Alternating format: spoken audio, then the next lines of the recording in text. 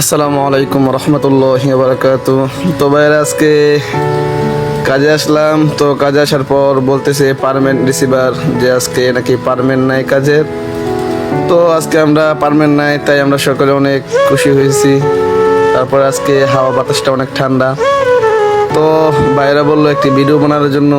তো তাদের আবদারটা আমি রাখলাম, তো ছোটো করে একটি ভিডিও বানালাম কি কাজ করি এই সাইডে। এই কাজের ভিডিওটা আজকে আপনাদেরকে দেখাবো।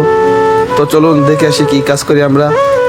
তো দেখতে পারতেছেন যে পাইপগুলো, তো মূলত এই পাইপগুলো আমরা গাঁথা করি, কারণ এই পাইপের নিচে দিয়ে কেবল যাবে।